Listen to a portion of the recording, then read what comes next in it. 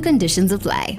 High school graduates aspiring to study medicine, or maybe business-related studies like business administration, project management, or public health? Join Texila American University, the only university training students to practice in Africa, the USA, UK, and beyond. Enroll now as we have limited space available. Also enrolling for our master's and PhD programs. Call or WhatsApp on 0960-691-718 to register. That's 0960-691-718. Study at Texila American University, where dreams become a reality. Looking for high-quality automotive parts at affordable prices? Choose Denso. And Automotive Equipment Limited is Denso's authorized distributor in Zambia. From spark plugs and filters to wiper blades and more, Denso is your trusted global brand known for reliability and performance. For more information, WhatsApp Automotive Equipment Limited on 0975-813323 or visit our website at www.aelzm.com. Denso delivers quality you can count on. Automotive equipment, because you deserve quality. The views expressed in this program do not necessarily represent those of the radio station or its presenters. Listener discretion is advised. Let the people talk. If the head does not see the need to discipline all his children, then Zambia is going to be left for the dog. Let the people talk. Aaron Rama kudibe economy avuta. Batiganzire kwa hivi tarifu hike ya malaite VI. Your voice. And I repeat, my life is not if you think that until one day they come to you. Mr. Givenville was beaten by his own cadres. What do they do all of them? Nothing. Your views. And if politicians steal, definitely they steal for the future so that they can live well. For heaven's sake, we even put the list. Let the people talk.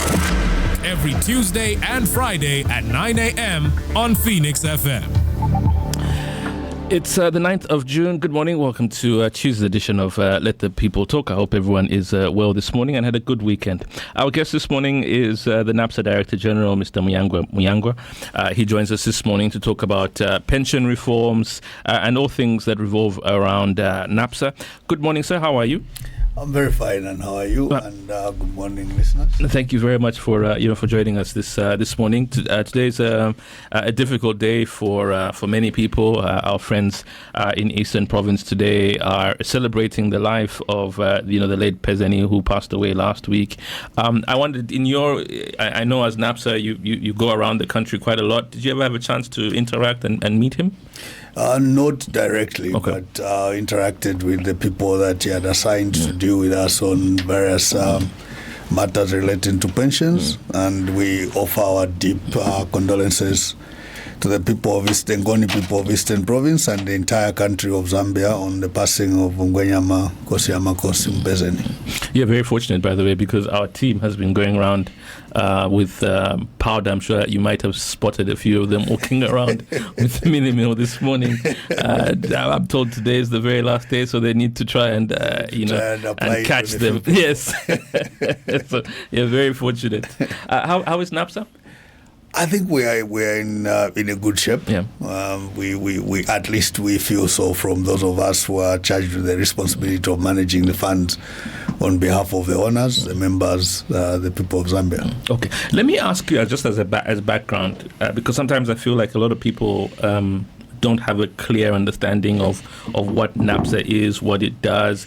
Do you just want to explain to people what it is that your role is? Because obviously everyone knows that there are contributions that are sent to NAPSA. Yes. But after that, it feels like the next time I interact with NAPSA should be when I retire. Yes. So in the middle of all of that, we don't actually know what you do. So just explain what it is that you do in the middle of that process. Okay, I'll take advantage of that and just explain a bit why NAPSA was created and what role it's supposed to play. So in the scheme of how social protection is structured the world over, various levels of preparation for retirement, where institutions are created or established to provide certain levels or depth of retirement income. NAPSA sits on tier 1, or if we put a social cash transfer, it's tier 0. Then NAPSA sits on tier 1. And then the other pension funds, who are called occupational pension funds, will sit on tier 2, and then individual retirement accounts on tier 3, and whatever other provision then becomes other ways through which you want to protect or to secure your standard of living in retirement, your expected lifestyle, if I may call it that, in retirement. So at NAPSA, we are the basic level, tier 1, which is when everything else fails, you should find your monthly income in NAPSA. And that's why even the way it was designed, the way it was structured, it's supposed to provide for your lifetime till you die. So it has no end. Even when you pass on as a member, your surviving beneficiaries take over. So it was designed in such a manner that it has to have the liabilities are long-term and futuristic. You cannot even determine when certain events are going to happen. So in that, it's therefore important that when we receive these contributions, we let them grow. And how do we grow them? We invest them into various instruments, starting from government paper. We build hotels. We go to the stock exchange and buy shares in companies that are listed on LUCE. We are currently investing 16 of the listed on LUCE. So when every time we hear that a unicorn has emerged, it's good celebration. It should be celebration for the people of Zambia, because most of those NAPSA is actually invested in. We're invested in ZCSMH, Sanako, Chilanga, Zambia Sugar. It's all a lot more. And also the other investments that they see, the malls, some of them that they don't see, but we are not physically the owners, but we put money in the investments, the roads, the energy production. So it's all understanding the fact that the liabilities actually crystallize in future. So we have to strategize and make sure that our investment patterns meet the retirement occurrences for our members. But we also provide for other benefits. Invalidity, if you are not able to work, NAPSA provides benefits at the time the medical board pronounces that you're invalid. When someone passes on, the member passes on, the survivor's pension kicks in, and also other grants like a funeral grant. So up to 2023, the only time that NAPSA ever became relevant is when you have retired or when the member dies. But in 2023, a new benefit was introduced, which allowed even those that are still contributing to actually withdraw something from the scheme. This is the partial 10%. That was the partial, yes. Okay. So now with these new reforms, we have actually covered the life of a member from a contributing member to a retiring member to a retired member.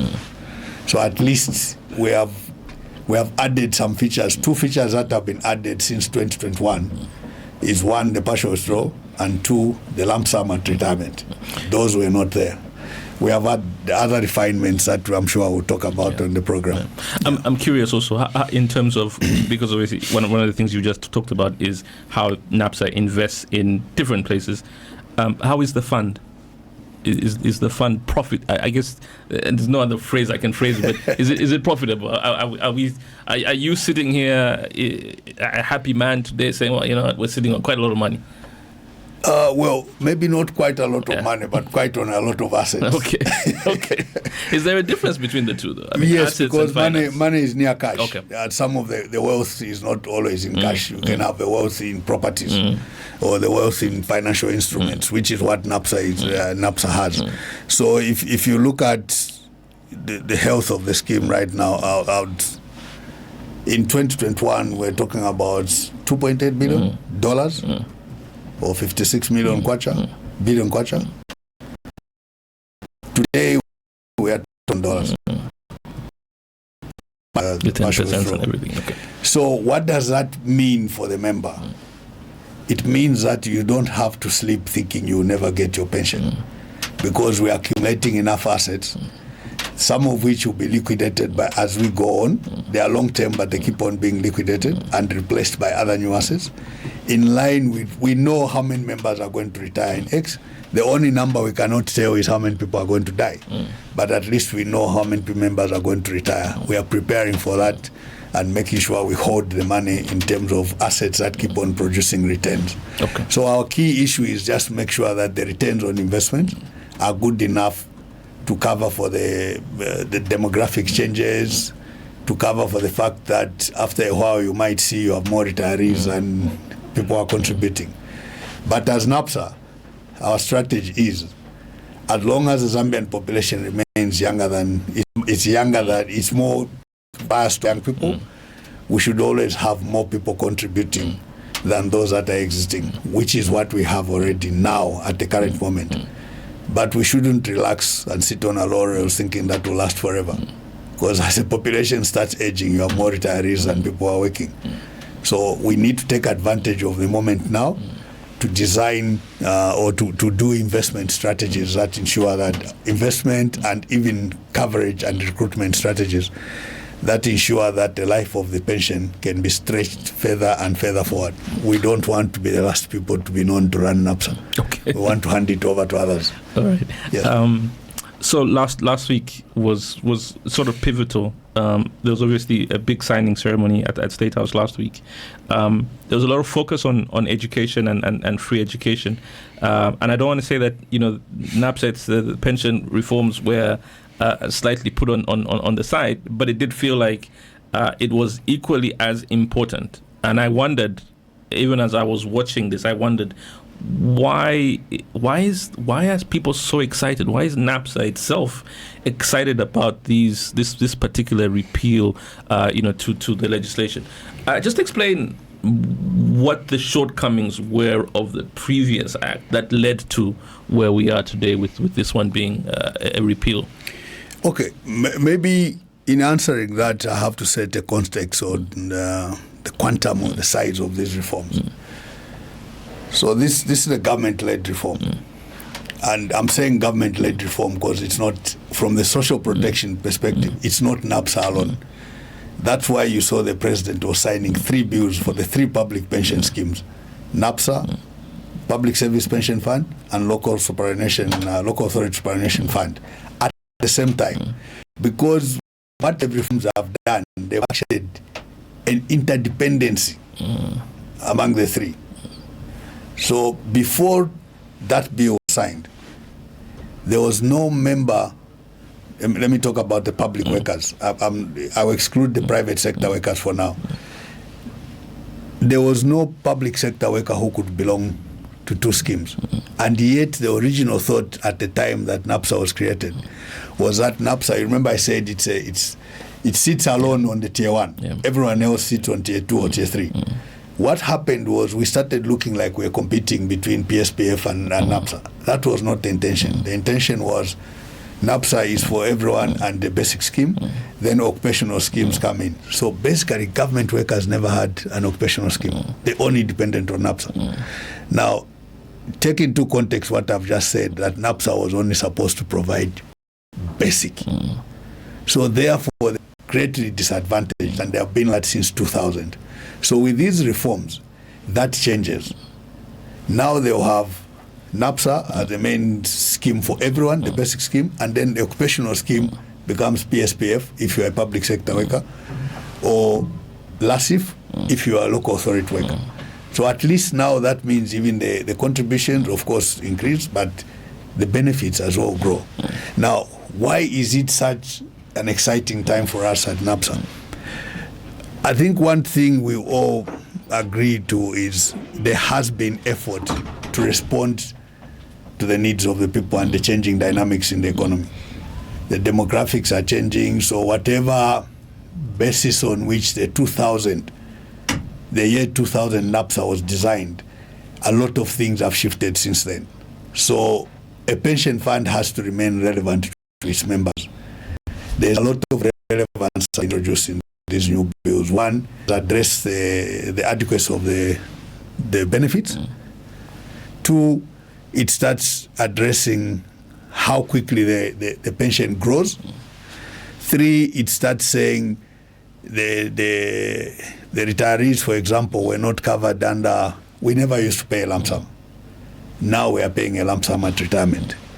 4, for the retirees, yes, we recognize that a lump sum is coming in, but we are still very much, all of us agreed that we can do better in terms of the quantum of the benefits that are being paid.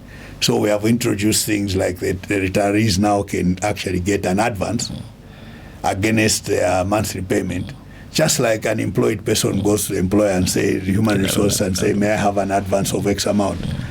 So we have also, because of changes in the minimum pension, it has been higher. We have changed the percentage on which we calculate the minimum pension. It used to be 20% of national average earnings. Now it's 25. It has a ripple effect in that not only does it adjust the minimum pension, it also adjusts one grant that unfortunately it's not very well known among SM members, that every member of NAPSA is entitled to a funeral grant at death. NAPSA should pay the family to go and assist in taking care of the burials and all other funeral arrangements. That also increases as a result of the increase on minimum pension. Of course, the ceiling increases, but that may be not so much that people would see. But there's something that then changes. In pension administration, there's something they call the income replacement. What is the comparison between the pension that you get and what you used to get when you were in employment? For NAPSA, we use an average for the life that you have been working. And at the time of creation of NAPSA, it was said that should stand at 40%. Because of these new changes, that has moved to 45%. But when you take the whole reform, NAPSA, PSPF, NAPSA last, it's actually going beyond 45. 45 is just within NAPSA. If you add what you get out of what retirees from the public sector will be getting out of PSPF, it goes much higher. But I think that's why for us it's monumental.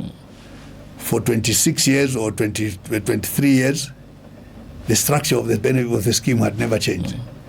And within 3 years, it has changed significantly that the experts just said you have to repeal and replace the act.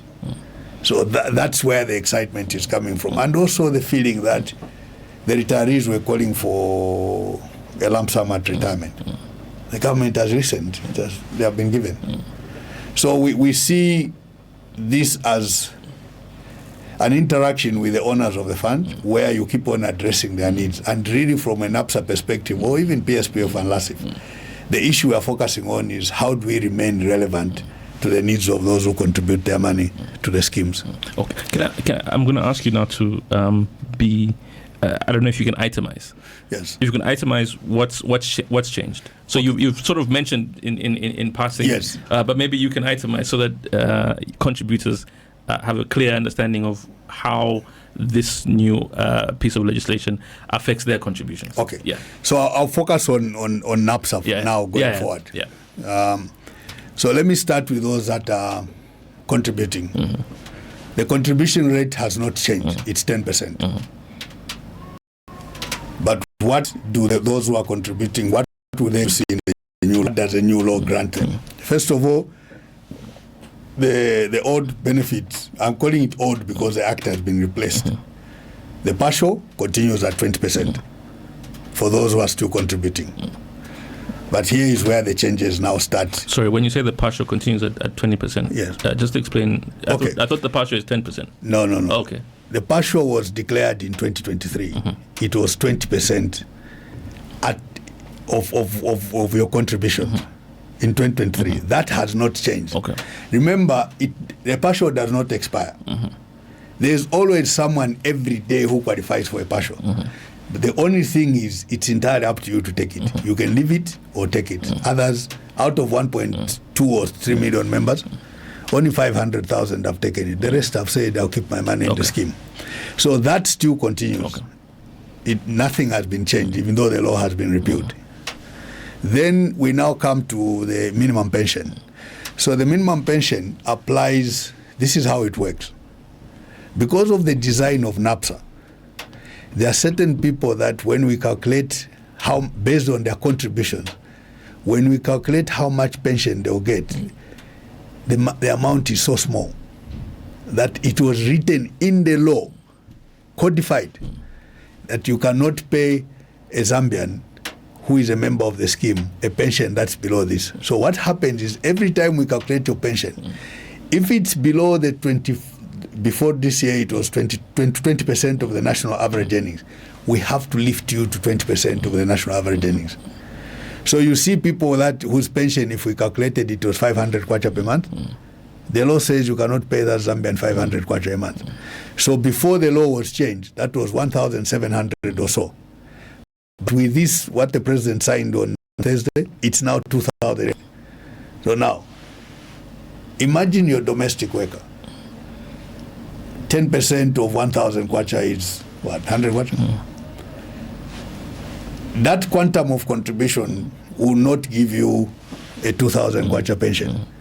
So all those, or all those other people who work, who are unfortunate enough get low pays, you have to lift them up to 2,000. Currently, the statistic goes almost 40% of those on the pension payroll. They go through that. So that, because it has increased, it's now giving a little bit more disposable income to those members whose pensions, if you base it on what you contributed, would have fallen below amount that is not dignified. So that's one area. That's the minimum pension change from 20% of national average earnings to 25% of national average earnings. So now we have dealt, I'm still on the pension act. Yeah. Now, or maybe let me deal with the contributing ones. With this, what the president signed on Thursday, the rate at which your pension grows has improved. It has moved from a factor of 1.33 to a factor of 1.5, which means the speed at which, or the accumulation rate that your pension was growing at before this was changed is now lower. Now you are going to accumulate at a higher rate. Ultimately, what is it trying to say? Those who haven't claimed partial, when they come to claim partial, they'll get higher than those who had claimed before. Well, as a factor of two things. One is because they've saved for a long time. They had never claimed, so they have extended the period on the number of contributions on which we are going to calculate. And two, the accrual rate has improved. So basically, you now find that it's almost like the simplest way to put it, it's like the interest factor has increased. Because that's the only way I can explain growth. So that is what happens, and the whole membership of NAPSA, those who are contributing, they benefit from that. So we're talking about 1.2 million people, members. Now we are still dealing, we have now left those who are contributing. Let's now move to those who are retiring. So now, in the bill that the president signed, there's a 30% lump sum option at retirement. So if today you came to NAPSA and put in you are retiring, and you put in your retirement and you claim your retirement pension, you'll be asked a question. Do you want to get a 30%? And if you say yes, first of all, you'll be asked, do you want to retire? Yes, you click. The moment you indicate that you want to retire, a window comes up for you and says, okay, you've heard that there's now a 30%. If you get your 30%, your monthly benefit will be so much. If you don't get a 30%, your monthly benefit in retirement is so much. Choose. You make your choice and say, I don't want to get a 30%. You'll be getting the full amount in retirement. But let's say you have some pressures. Say, okay, let me get something to sort myself out. So you get your 30%. Then your monthly goes down because you have been paid a lump sum. Now, let me clarify that. That is only for those who are retiring, not for those who are still contributing. Okay. So now, I've retired. I have pressures. Instead of going to look for Kalova, I go back to my fund and say, can you advance me some money? Then NAPSA advances you some money based on the funeral grant. That's why the funeral grant has become very important now. Because the funeral grant has moved from about 17,000 to about 22,000 kwacha. So now we are able to advance you money against the funeral grant, which is interest-free. And also, after you get that, we allow you to pay it back. Paying it back in inverted commas, well, it's still paying back in 12 months. But during those 12 months, we'll still be paying you a pension at a reduced level, maybe let's say half. So those are very significant changes for alive members who have retired. What happens now to those who the members die? Before now, you could not pay a pension to the spouse or the children of the surviving spouse or children for the member when they die, even if that member had qualified or had 180 contribution on an account but had not retired. So now in this new law, death is almost like retirement. If you have 180, your spouse and your children now will be paid a pension. Previously, there was no payment of pension. And here is what is even more interesting. They can actually claim a 30% retirement lump sum. So those are some of the changes from the mandatory scheme side. But we have introduced others. Now, if you look at your because now we'll be able to demonstrate to you how much money you have accumulated, and you can simulate a retirement package that you get. If you look at that and you feel, wow, I want to be getting a little bit more, we have now created the sub-scheme, what is called in the voluntary schemes, where you can now start contributing at your own pace in any quantum above the minimum. We get what the minimum is going to look like. And then, you know these cries for partial withdrawal? Now we have said there's more flexibility on the voluntary. So if you voluntarily put money in the voluntary schemes, or I don't know if that is even good English, voluntarily put money in the voluntary schemes. But what happens then is 60% of the money you put under the voluntary scheme is accessible in an equivalent of what we call a partial withdrawal. The 40% is what goes to support, beef up your retirement. But again, the key issue is it's not mandatory.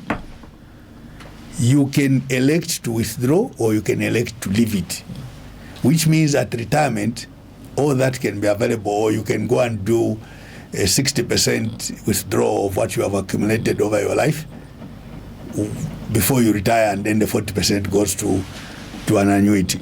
So we feel that that is increasing. Is a one way of adjusting. Remember all this, Luch, we haven't adjusted the contribution rate. It's still 10%. Even though the amount has gone up. Yes. The pension but amount has gone up. The amount that you are contributing is still at 10%. Okay. Then now we talk about our colleagues who are Zambians who live in the diaspora. When we introduced partial, they complained bitterly that they were left out. Out of design, the law never said that they cannot claim. They could claim. But suddenly, because of a partial, it created an interest in saying some of them want to continue saving on their accounts here. So under the new law, the people that are living outside Zambia can actually open accounts or continue putting money on the accounts that they have, but under the voluntary scheme. Then we have the Zambians, yourselves. If you feel that, I think I've explained it, if you feel that you want to increase, you can go through that. But beneath that, we have actually created products for saving. If you want to save for a wedding, it's available. If you want to save for education, it's available. If you want to save for a car, it's available. Then we come to the bigger one. Yes, you are saving, but what if you want to become a co-investor with NAPSA in some of these projects that we're investing in, which are giving a very healthy return? That is still part of trying to secure your retirement. So you do some investment. Now the law allows us to ask you to socialize what we have available after our board has approved. Basically, we are underwriting these projects. Even if no one comes up, NAPSA will finance them 100%. But we are saying, can we share with other Zambians in the, I think, let me call it spoils for the sake, returns might be more confusing. In these spoils that are coming through NAPSA, if, for example, we are investing in the Mongol in the dollar Lusaka road and it's giving us 9% on a dollar, we're asking you, if you have $1,000, you have whatever dollars, bring it in, you also get a 9%. The key question here is, what is the alternative? I'll challenge anyone, apart from anyone who runs a very successful business. The dollars you keep in your bank account are not earning as much as the dollars that Napsa deploys on the road. So we want to share with you in that. So in a nutshell, that's the A to Z of the reform from a Napsa perspective. Okay, I'm curious on a few of them. Let me start with the one that you mentioned. Yes. So if let's take Lusaka Ndola, the dual carriageway as an example. If I wanted to invest in that, how would that process work? Is it you coming to me or me coming to you? Just explain how that process would work. It's all digital. Okay. So you access. And is there a minimum investment that one needs? Okay. So what will happen is, every time our board approves a new project, we'll actually advertise it on our system. Okay. It's almost like you are buying a bond. Okay. So we advertise it on our system. There's a new project. Here's a term sheet. It's 9%. It's for so many years. It's the quantum that is approved by our board is X. The total budget for this project is Y. So do you want to participate in the share that NAPSA has approved? Everything is socialized. Even the frequency at which the repayments are being made, or the servicing, if you may call it that, is being made. Then you make a choice, because there will be quite a number. You say, okay, I want to invest in this one. So you transfer your money. There will be a window open. The moment we reach the ceiling, we shut it down. Because if the project, we are only investing 300 million, we cannot accept 301. The moment it reaches 300 million, it shuts down. But then you'll be transferring and you get an acknowledgement you have invested in this, co-invested with NAPSA in this project. So now, we want you to give your account number, and it's almost like you are trading on Luce. Every time then we receive a payment from the borrower, we share. And you get your notification that your dividend has been paid. So this is new money. This is not necessarily money that is sitting within. No. So in other words, I can't make the argument. But you could do this actually. I guess you could do this. If you haven't withdrawn your 20%, you could withdraw it and then push it back. Yes, if you withdraw it. But you can't do it within. No, within because it's already part of the money that NAPSA has committed to investing in that project. Okay. But if you take it out and bring it back, that's fine. Okay. Yes. Okay. Then secondly, so you mentioned the fact that the pension amount yes, but the same. Yes. What's the impact on your balance sheet? Because I'm assuming that in the past, the way that you'd structured these amounts, it sort of was like it aligned. That 10% should almost equal what we're paying out on a monthly basis. Yes. But now that the amount has gone up, but the contributions haven't gone up, what does that do, and how do you remain profitable? So what that does, then we have to, even the kind of project that we'll be choosing for investing, have to clear a certain threshold of return. Because remember, we pay that money from contribution and investment income. So we have to make sure that, especially on the investment, the threshold, what you should clear for us to accept to invest with you, is significant to cover that adjustment. So basically, we are saying, because of this change, our liabilities have increased. Okay? We need, therefore, to make sure that investment thresholds only can cover these liabilities. So that is now on us to say, can we manage our investments better? Okay. Also, I'm curious. This amount, it's 2,135 coins. Am I correct? 2,300. Yeah, about in that range. Yeah. And that's a monthly. That's how much you would get if you retire on a monthly basis. So yes. Okay. So what happens is each year there's an adjustment that happens in January. Okay. So the national average earnings is calculated by the Zambia Statistics Office, or ZAMSTATS as we call them. So on that basis, the Minister of Labour then says the new national average earning is so much. NAPSA, can you make your adjustments? So now we come and say, okay, if the new average earnings is 3,000, 25% of 3,000 becomes the new minimum pension. So you go to those who are on old age pension, or those who have retired, that are getting and make that adjustment. And all those who are retiring in that year, they get at a higher rate compared to the people who got the one that was payable in the previous year. Although those who are already being paid, they also get the adjustment. So it's almost like a salary increment for retirees. Yes. So I shouldn't be looking at this figure, and people shouldn't be looking at this figure and saying this is how much you'd be getting every month when you retire. That's for those. Remember, I said there are those who do not meet the minimum. Okay. Those are the ones that get that. Okay. Yes. Yeah. Because what I wanted to ask you, and I don't know whether I can still ask you this question, yes. Considering the way that you phrased the answer, is do you calculate these monthly pensions based off current, cost of livings and some of the information that you get from whether it's the our friends who release the monthly how much things cost on a monthly? Is that how you calculate? That is the principle. Okay. That is what is called the national average earnings. Okay. So that's the calculation that the Zambia Statistics Office does. So the national average earnings based on the previous year's salaries is X. So that's a number we get and say, okay, this is the factor by which we adjust the minimum pension and the funeral grant. Okay. Yes. How did you arrive at 30%? The 30%? Yeah. The one for the one for the one for. So.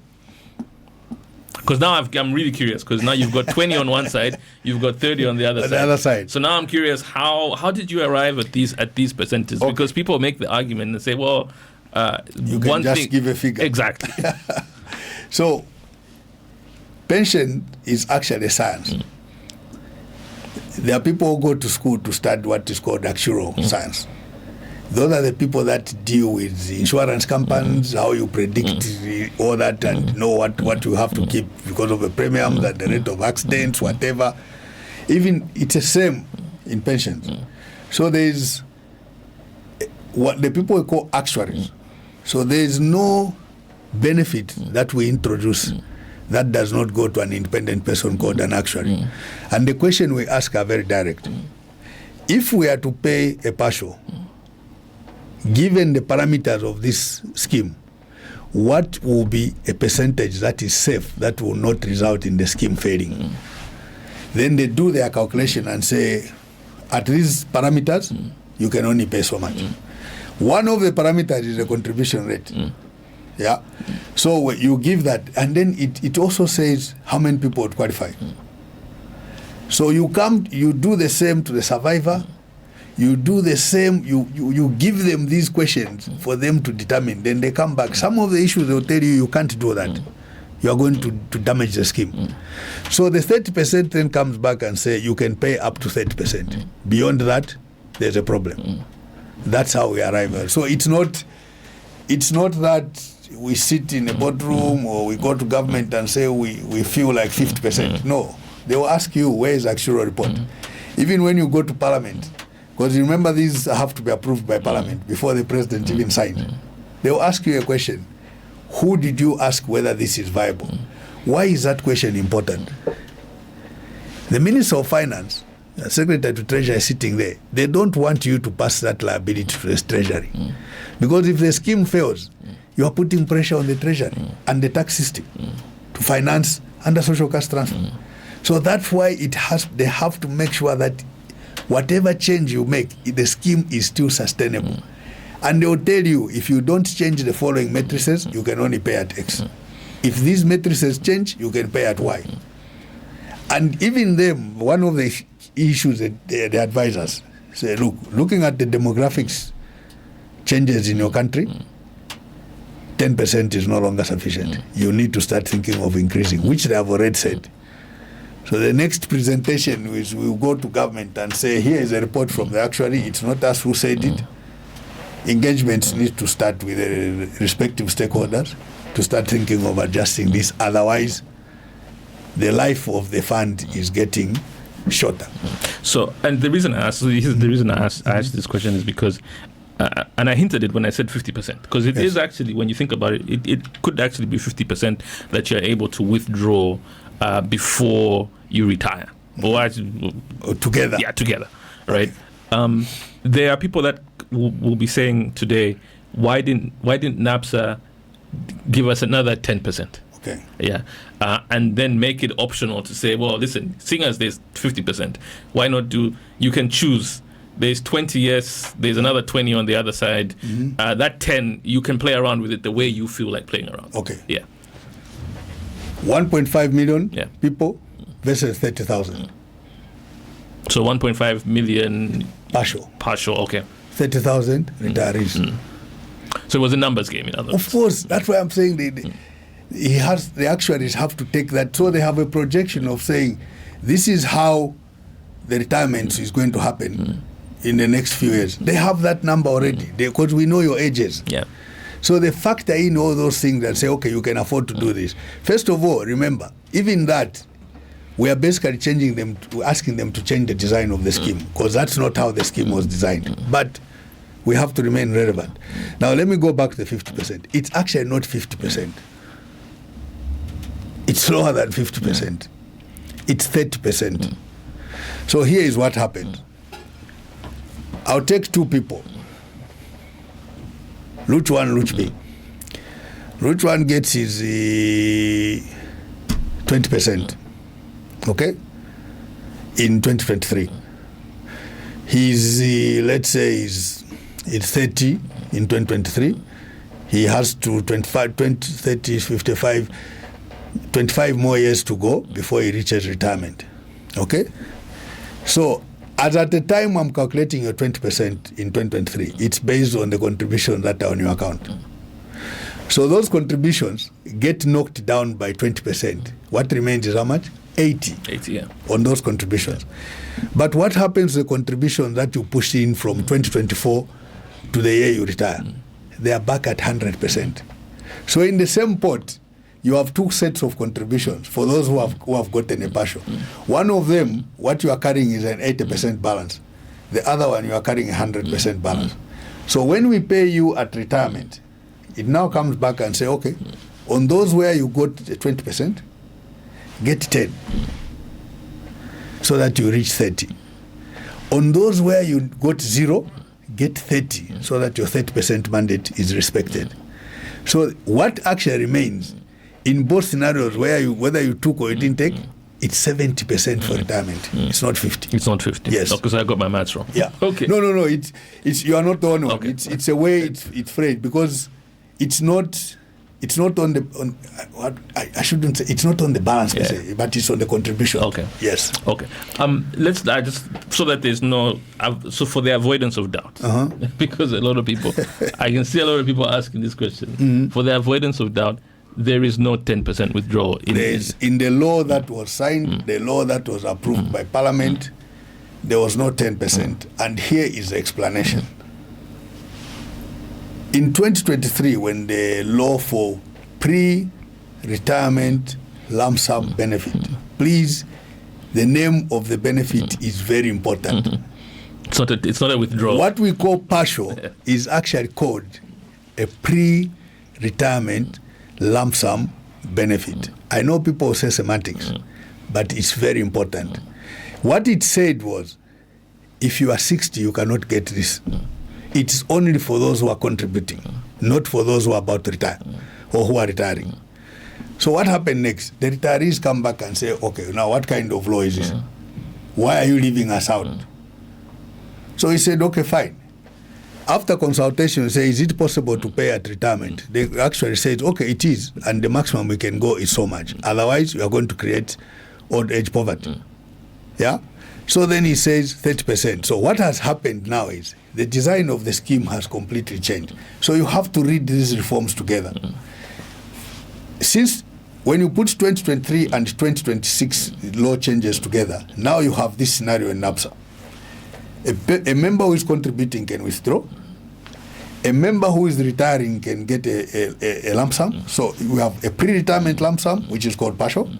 We have a retirement lump sum for the one who is retiring. And then we have the pension post-retirement. So now it has covered the 3 cycles or the 3 stages of a lifetime of a member: contributing, retiring, and retired. That's how the design now of NAPSA is. Now, Remember, the actuary said, using the matrices that you have now to define NAPSA, the maximum you can pay for those who haven't retired is 20%. If you have to change that, you have to change some matrices, and one of them is contribution rate. But it hasn't changed, it's 10%. You see that? Okay. The contribution rate still remains 10%. So even the actuary, when they are doing that assessment, they are doing the assessment within a contribution rate of 10% because that's what is on the ground. Do you find yourself in a difficult situation? And again, it might not be you, it might be the actuary. But obviously, as the DG of NAPSA, you're sitting with 1.5 million people who are saying to you, we want an extra 10%, right? But then you've got an actuary who's saying, if you do this, the scheme will collapse. And now you find yourself in this situation where 1.5 million people are saying, we want 10%, we want an extra 10%. Yeah. On evidence, it's not 1.5 million because not everyone who qualified came to claim. So here is the situation. That's true. You have a membership of 1.3 million, only 500 claimed. Yeah. What does that say? Yeah. So it's not everyone. And that's what it was meant to do, that it's your choice. But even this choice has to be within the rules of the scheme. So today, we cannot change, just without changing other issues, we cannot just change NAPSA into a current account. We are going to create a problem. That has to be agreed, that the NAPSA that we are talking about, it needs to become a current account or just become a bank. So even as we are saying that, remember, these are terms that we already agreed. If you are investing in, I'll use the government paper. Most of us don't know that there's a secondary market where government bonds are sold. We know that we hold to maturity. So if you, maybe let me say a term deposit or whichever, when you sign up and say this is what we are contributing for, or this is what the instrument I'm buying, that instrument is then respected. That's what defines the investment nature or your contribution nature. It's defined.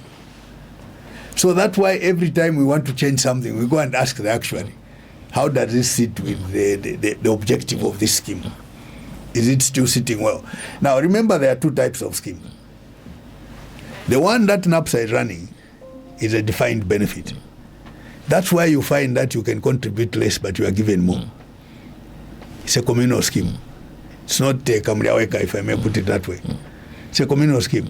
If you're on a DC side, you can kill yourself because you are not affecting the other member. If you crash the scheme today, there are so many members who have not claimed partial, who just lose out, or a lot of members will lose out. And just the financial strain you are going to put on the treasury, it's unbearable. It's just a recipe for a problem. So we understand. That's why we are saying, okay, move away from the DB scheme, create a DC sub-scheme, and allow people more flexibility. Because on a DC, once your money runs out, it has run out. On the DB, your money doesn't run out till you die.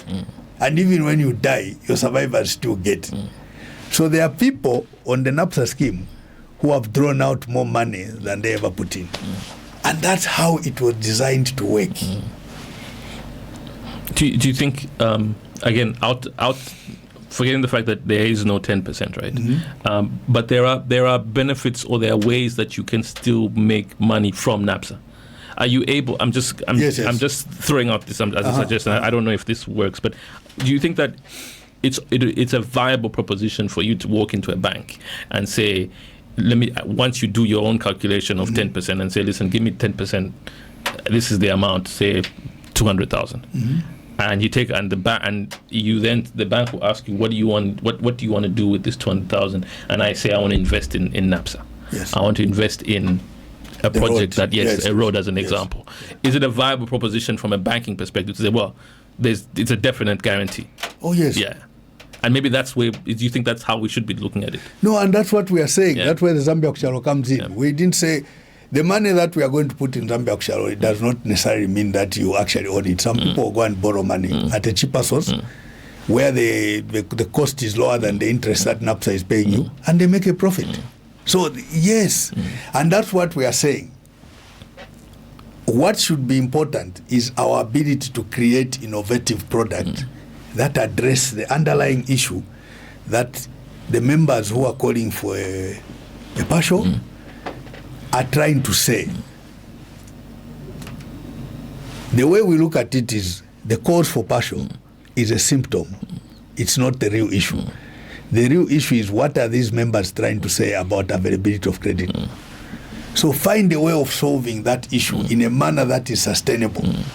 That's what we are saying. So that's why we have created the sub-schemes. This call for partial, we don't think it will go away with this current generation. Even the young ones who are coming might need that. So I say, okay, create the flexibility. Move it away from a defined benefit scheme. Because in a defined benefit scheme, the moment you accept someone's money, you have committed that whatever benefits are codified in the law shall be paid. In a DC,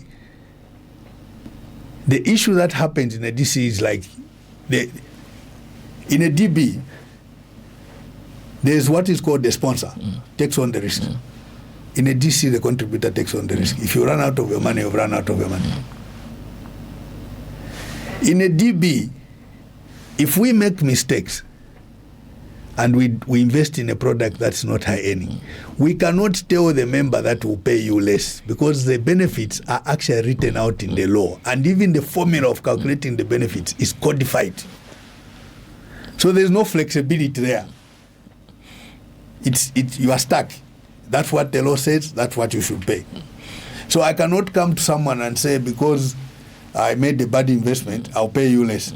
They'll just refer me back to the law and say, what do you mean? This is what it says, and that's what I shall get. Okay. That's a risk now that you are trying to transfer to the Treasury. So there's a lot of people asking this question about 180 contributions. Yes. So if you make less than 180 contributions, but you're retired, yes, are you able to access? Yes, you get a lump sum. Are you able to? You can still get a lump sum. All your money gets refunded. Yeah. So let me ask. Do you know why the 180 is? It's because it was actually scientifically determined that this is the level of insurance that you should reach before you can get a pension for life. They determined all that, and it's not just someone came up and said 180. No, they said actually if you have invested up to 180, you basically, they use a term, you are now fully insured, and therefore you can get a pension for life. If you haven't, you are not. You get back your money. Plus the interest. Okay, so let me ask the way that it's been asked so that you can respond to it. Chris, I retired 2 years ago at 56 years with less than 180 contributions. I went to NAPSA for my pay, but I was told that I can only access it at 60 years. Yes. I'm still not working at 58. God forbid I don't die before 60. He then adds, I feel every retiree should be paid upon retirement. Yes. Yeah. Is he right? Chris asking? Yes, that's Chris asking. You should praise the current law because now it allows you to retire at any age between 55 and 60. Regardless of whether you have those 180 contributions. So in other words... Previously, there were only 3 retirement ages. 55, 60 and 65. If you are in between, you have to wait. It's unfair. That's why in this current law, we say you can retire with any age between 55 and 65 and you'll be paid. Okay, so again, for the avoidance of doubt, that 180 contributions, that 180 contributions, is that still? Yes, it's still there. It's not there. Okay. Where does it stand? The 180 determines whether you go on a monthly pension. If you are below 180, all your money is refunded to you plus interest at once, a lump sum. So if you haven't. Can someone who hasn't reached that 180 contributions, when they retire, can they get that 30% or they continue getting a monthly payment? No. So if you haven't reached 180, you are not entitled to a pension. You are entitled to a lump sum. All your money is refunded to you plus interest. Okay. Yes. Okay, so it's not even 30%. It's a full it's lump. not 30%. It's 100%. 100%. Yes. Okay. All right. All right. Ephraim, I hope that's clear. There was you mentioned the funeral grant. Yes. Are you just able to expand on it in terms of the difference between what it is now versus what it was previously? Okay. Yeah.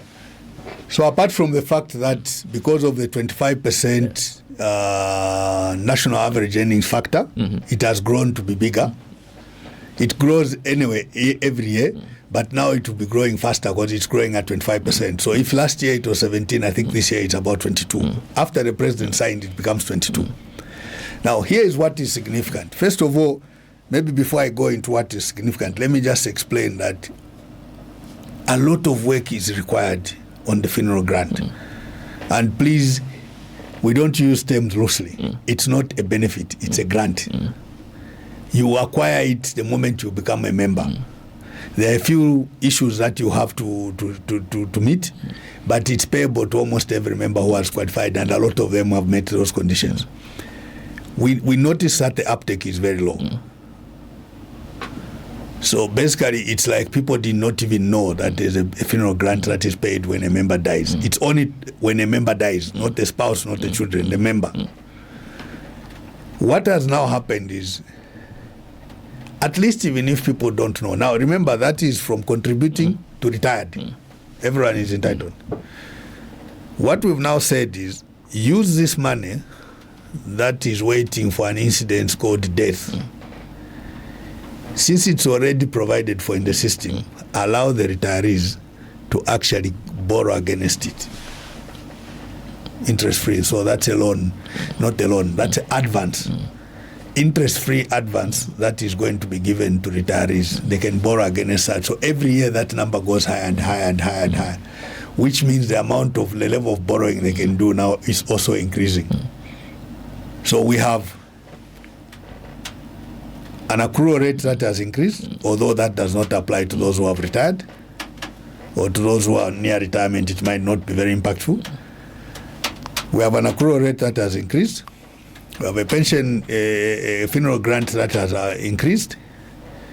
We now have an advance scheme for pensioners that is based on the funeral grant, which keeps on increasing every year. So we feel we are making progress in the right direction to actually have a bit assure of our members of dignity in retirement. So it's not yet there, but we are going in the right direction. So if many people don't know about it or haven't been able to access it, the funeral grant, yes, right? Are you? What happens if a member passed away and their family didn't claim that funeral grant? What happens to that grant? So remember, it's a communal scheme. Yeah. So there are certain rules that were written around that if it's not claimed within this period, then it defaults into the scheme. So in other words, if I'm just going to spitball here, if you don't claim for it early on, but are you able to then claim for it like maybe a month, 2 months after? Oh yes, there's a period. I think it's 6 months. Okay. There's a period. Okay. Yeah. So it's, in other words, it's still accessible to family members even after they've buried. Yes, right? yes. It's not linked to. It's only based if it's. I think if the period is a bit outrageous. I don't know how to say that in a nicer way. But there is actually that even if you're buried, you can still come and claim. It's just the period is sort of restricted, and there are certain documents you just need to provide. What we are looking for, Luch, is what is the easiest way of actually us knowing that there is a bereavement of a member and being present at the time that the surviving people need it most, instead of after they have incurred benefit expenses. All right. A lot of people who are asking this question on our WhatsApp line, and by the way, I'm just going to mention this now. If you want to call us, you can. We'll open up the phone lines right after this question. 226-841 0978-895-895. You can send a WhatsApp message, like many people are doing, on 0978-895-895. Our guest is the NAPSA Director General. A lot of people are asking about some new additions that you've made to the partial withdrawal requirements. Marriage certificate, birth certificate, I think these were I don't know if you recently added those, they weren't there previously. Are you able to just explain why that's the case? It's not actually to the partial withdrawal. Okay. It's that, to put crudely, we're asking every member to tell us who should benefit from their scheme should they die. So they are called beneficiaries. So if you come in and you want to register a beneficiary and you register someone and say it's a spouse, all that we need is, can we have a copy of a marriage certificate to prove that this is your spouse? For the sake of people arguing after someone is no longer there. If you say this is your child, they'll say, okay, a birth certificate, that's all. It's not a new requirement. It has always been there, but we are strengthening it now because look at the survivor benefit, the way it has been defined. It requires that it's payable to the spouse and the children. We want to make sure that every member actually identifies who should be getting those benefits in their absence. It's normal. In other schemes, it even shows you even determine the percentage shares that each one of them can get. So that's a direction we are going. It's not new. The beneficiary definition has always been there. It's only that for one reason or another, we're not paying attention to that as members. Now we are saying pay attention to this, because also what we have done is we are putting in a law. We've put in a law which says unless there is no beneficiary, you cannot pay these members to an administrator, this fund to an administrator. First of all, you have to certify that there is no beneficiary. So the administrator cannot come in and start talking about withdrawing the money when they are still beneficiaries. First, it goes to the beneficiaries. Okay. So, because it does feel like, and I know you said it's not a new thing, it's just strengthening the birth certificate, marriage certificate. But there's someone here who says that some of us will not manage to find or get because of some reasons. Are you planning to allow us to claim just like the first ones who did without more requirements? That's obviously not the case, but maybe maybe people are facing challenges with things like birth certificates, marriage certificates. Maybe you've been married for a long time, you've thrown it away. Who knows? Please don't tell that to your wife, that they might be very upset with you.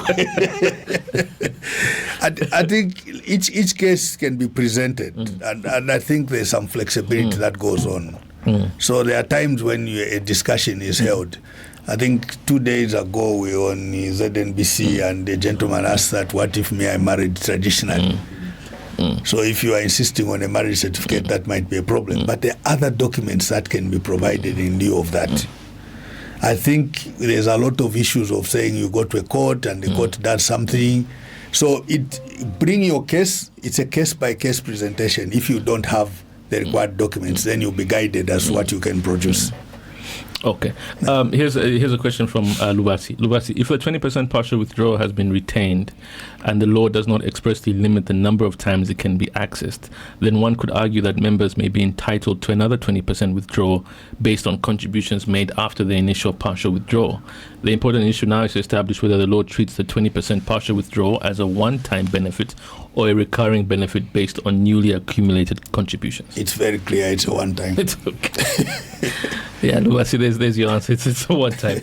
All right. You can only draw it once. You can only draw it once. Yes. Okay. This is from I believe this is from Maluta, who sends this via our WhatsApp line, and then I'll pick up a phone call. Maluta asks about those who claim the 20%. When can they get the remaining 10%? So again, at retirement. At retirement. Yes. They don't only get the remaining 10% unless they don't have any other contributions. You see that? If at the time you claimed in 2023 you even stopped contributing or stopped working, then that's when you only get 10%. But if you continued contributing, on those where there was already a 10%, a 20%, you get an extra 10. On those where there was nothing claimed, you get a full 30.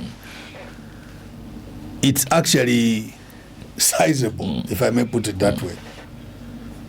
Okay. Yeah. What about, sorry, just before I go to the phone line, sorry, I need to ask this question, otherwise I'll forget it, and we may not come back to it. What about the employers? We've spoken a lot about contributors, pensioners, but we haven't spoken about employers. Employers who are charged with the responsibility of, contributing and remitting that 5%. What in this new legislation, are there any penalties, stronger penalties, stiffer penalties that they face if people find that they haven't been remitting?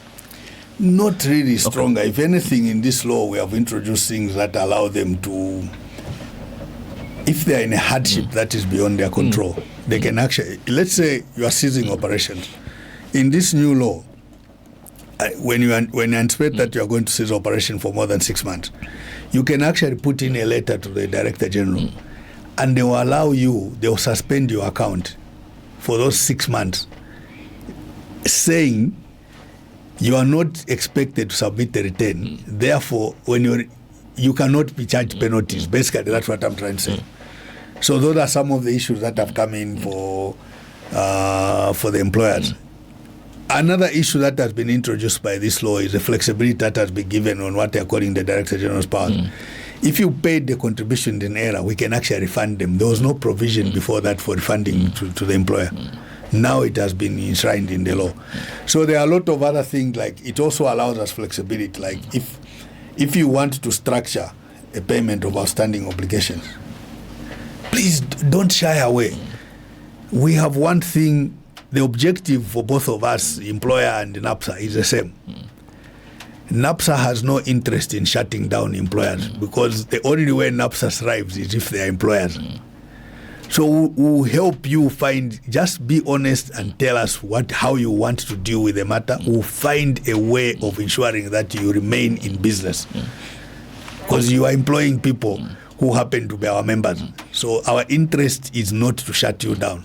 It's to find a workable solution around the problem. All right, here's an employer via the text. I promise I'm going to the phone lines right after this.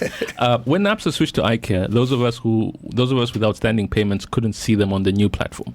By the time NAPSA fixed it, penalties kept piling up, even though we wanted to pay, but we couldn't. I think it's really unfair that we're being penalized for problems that weren't our fault, especially since we wanted to pay but couldn't because of the iCare update delay. Second question, does NAPSA have a way for companies that are run by retirees to file nil returns so that they can get a NAPSA compliance certificate? Okay, let me address it too.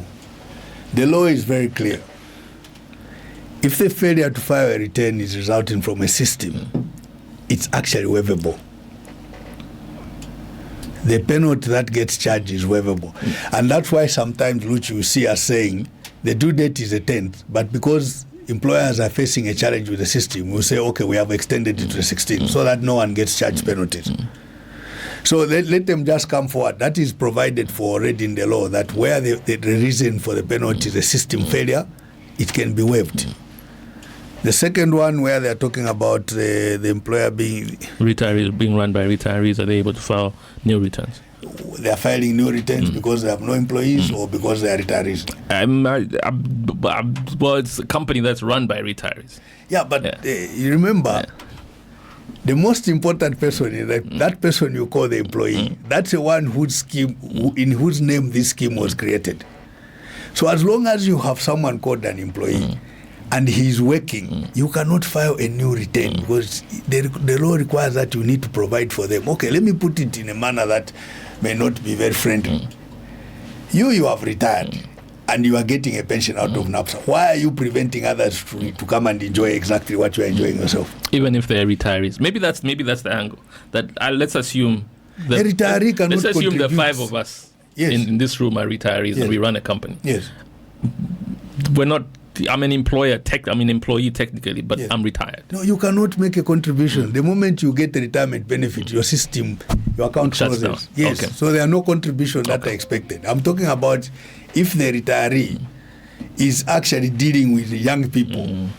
Those young people need to retire as well. So the other one, the system will not even accept. The moment you get an age benefit, your social security number is shut from receiving contribution. Okay. Yeah. Shadrach has an interesting question about companies that were failing to remit, and it's now affecting those that want to withdraw, that the partial withdrawal. Yes. What happens in those cases? So in those cases, we have gone, and thanks to those employees that are going back to the employers and say we are facing a challenge. This partial has really done a lot of wonders for NAPSA. We are now seeing employers coming to talk to us, say, how can we pay this? So we are helping them to make sure that it's paid so that we can pay the people under the members that we're being paid for. Let me answer something on the compliance certificate. At NAPSA, we are very flexible. If you come to us and say, look, I owe you 20,000 kwacha, I've seen a tender and I think I can win, can you give me a compliance? We'll give you. We are working on trust. If we give you and you don't come back, please make sure you close your company. But the next time you come back, we'll ask you, weren't you here last year? What did you do? So if you show that trust and you get the money, you win the tender, you start servicing, we'll be most obliged. So at NAPSA, we don't actually say we cannot give you a NAPSA clearance certificate because you owe. No, we actually give you the benefit of doubt and say, do what you have to do to remain in business so that you can continue contributing. And that's what we are saying, that we are not so much focused on penalties. Let's deal with those who are just truant and they've just decided, me, I'm not going to pay. Let's deal with them differently. But there are people who are failing to pay for one reason or another. Can we help them to make sure they remain in business? Because our interest is more businesses, more members. Okay. Yeah. Let me go to the phone lines then. 2268410978895895. I'll just ask you to wear your headphones so that you can you can hear our callers. Let's start with this one. Hello, good morning. Hello, good morning. Good morning, Lucy. Good morning, Muyangwa. Good morning. What's your name, sir? Hello? Oh, I think we lost you. Let's try this other line. Hello, good morning. Hello. Good morning. Hello. Hello, good morning. What's your name? My name is Paul Kalumba. Paul, go ahead. Thank you.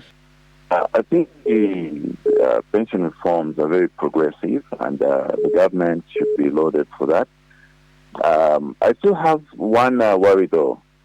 We have in this country the Employment Act, which defines and differentiates between people that are on pension and permanent and pensionable employment, and people who are on short-term contract or fixed-term contract. So those on fixed-term, they get a gratuity, while those on permanent and pensionable employment wait for their retirement age before the company pays. Now, the risk and what most Zambians have suffered is that several of these companies end up closing, way before the person has reached his 55th birthday. And they are not able to claim. In my view, the solution would have been to ask the employer, for example, to be paying, currently I think it's a 10% that the employee pays and 10% the employer, to safeguard that employee. The law should have required that the company pays, for example, 20%. The employee pays 10%, and I'm paying 20% as the employer, so that even if my company closes, whatever that person worked and earned would be safe with NAPSA. Remember that as businessmen, as employers, we are experts in the trade we do. If I run a restaurant, I'll be an expert in making food and whatever, not pensions. However, that chef I employ, by the time he's reaching his pensionable age, my company will have long closed. And a lot of Zambians end up not benefiting because of that.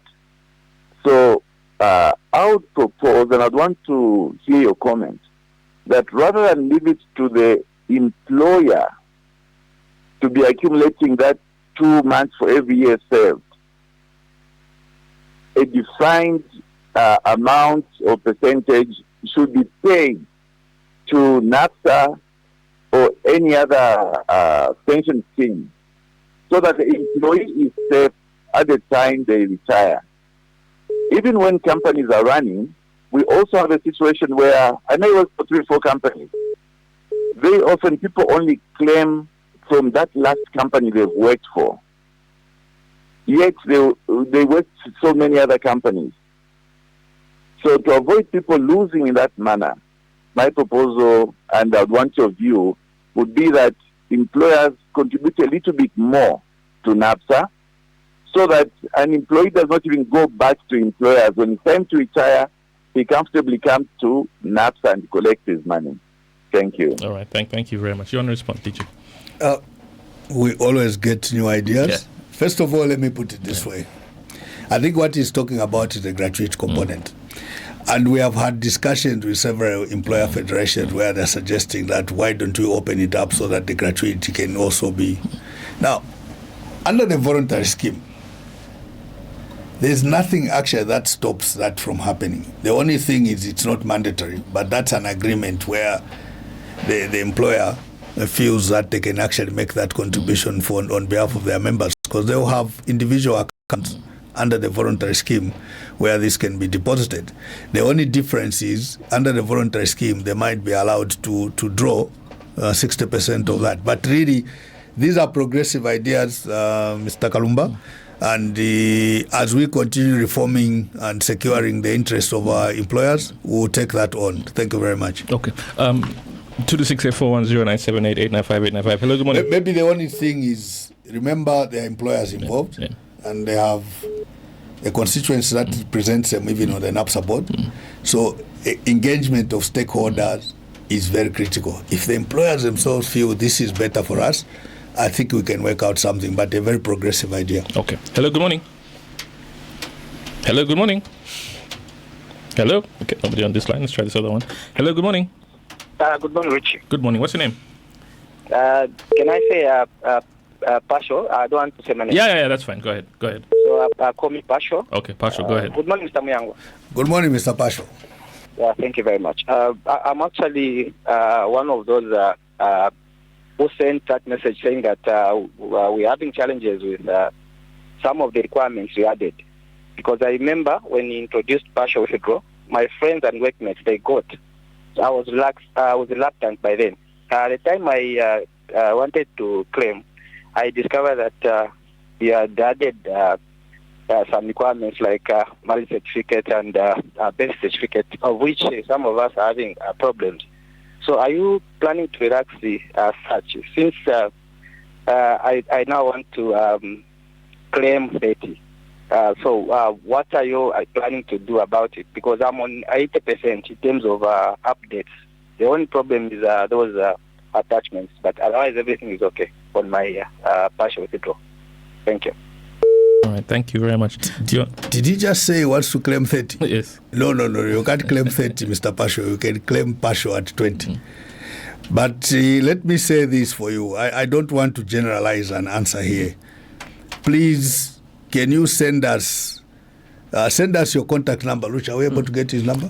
What you can do is you can send a WhatsApp with your contact. And then I'll send share us a WhatsApp with your contacts. We'll get it, and then we'll contact you to go through what can be done in your case so that you can claim your 20% partial.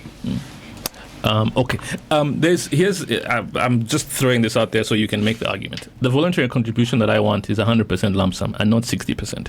Why do you want to retain 40%? Can you make it optional rather than mandatory for you to retain 40%?